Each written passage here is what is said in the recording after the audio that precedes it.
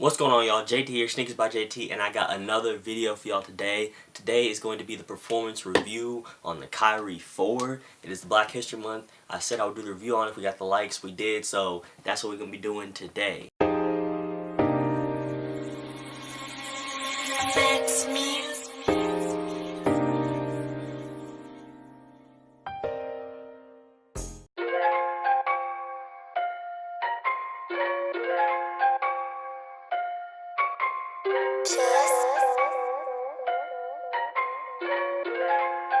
The 5 things I look for in a basketball shoe, performance shoe, is comfort, traction, how stable and durable the shoe itself is, ankle support, and how well it is with sharp, quick cuts, because that's just how I play personally. Basketball shoes are usually built around the player they are for, and Kyrie is quick, makes a lot of cuts. He's in the lane, in the paint a lot, doing quick moves, crossovers, and stuff like that. So the shoe is going to be built for a player like that, who makes a lot of cuts a lot, and that's the way the shoe's most likely going to be built around him. A few things I noticed right off the bat. I'm playing on a really cheap, the course that I play at are really cheap. It's like a mat.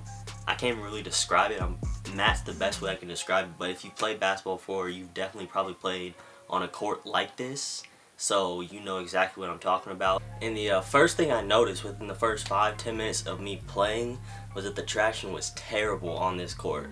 Now keep in mind, it is a cheap court, so if you're playing on like a normal court or even an outdoor court, it shouldn't be bad at all. Outdoor it's pretty well, and on the mat course it's not the best, but after a while, once you break it in, it starts to get a little better and it's not that bad. But it was terrible. I was slipping and sliding the first 5 minutes. It was not good at all. Next thing, the support. I got bad ankles. I just recently ditched the brace because it was messing with my knees. Another thing I like about a shoe is just its natural ability to support your ankle. I have worn low tops in the past, like KDs and the Lillard 3s, and I really do like low tops. The only thing I don't like about them is just the lack of support, because I do roll my ankle a lot when I'm going up. I drive a lot, so it just happens. So usually I try and play in more stuff that supports the ankle, and these did a pretty good job at that. The ankle support was pretty good, and the shoe durability was great. It's a really sturdy shoe.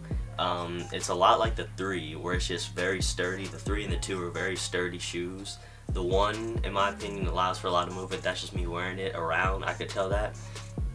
But other than that, the durability and the support was great. The performance with the quick cuts and movements, like I said, since the traction was off, it didn't allow me to move as quickly and cut as quickly as I would have liked to, but that's, again, just the court, the way it feels. Like I said, if you're playing on a regular court, it shouldn't be an issue at all. But just on this court in particular, cutting around, making quick cuts, Euros, it was a little difficult at first. Eventually, once it broke in, it wasn't so bad. And finally, the comfort of the shoe. This shoe, in my opinion, is the most comfortable Kyrie of all the models, comfort-wise. Like, just wearing it casually, and then when I played in it, it is very comfortable. Like I said, I definitely suggest you go up a half size. I'm using 11.5, but definitely go a half size up in the Kyrie 4, because if you go smaller, it's gonna feel like your foot is really getting crushed in there, compact. These fit really small, so definitely go a half size up and you'll be perfect. It's really comfortable, and playing it was super comfortable. It's ideal. All around, the shoe is pretty good. Not my favorite looking model Kyrie, and honestly, I didn't like the Kyrie 4 model. The quality one, the one that I picked up, I actually liked that one. Just the design of it was different and it looked cool, but for the most part, I don't really like the 4 design. But other than the design, the performance of the shoe is actually really good. The only complaint I have is about the mat courts, but that's just cheap court, and sometimes you just can't do much about it. Other than that traction problem on the mat court, the shoe is all around really good performer. Definitely suggest getting it. It's also, like I said before in a previous performance review, it is that low price range. The price is $120 on them, just like all the other Kyries. So you got the Kyries, of course, the Dames, and some KDs. KDs are going up a little more now just because KD's KD, and his shoes are starting to get a little better. So his price ranges are going up now. LeBron's are way out there. He's not even in the question, but the Kyries, the Dames, Hardens, some of those guys, they got really affordable basketball shoes that perform pretty well. If you haven't seen my Lillard 4 review, go back. I'll leave the link up here. Go ahead and check that one out. and you can compare the two personally. Personally, I don't know. It's neck and neck, honestly. They're both really good performing shoes. Price range is same. It just depends on your visual preference, I guess. It comes down to how it looks, which one you like better.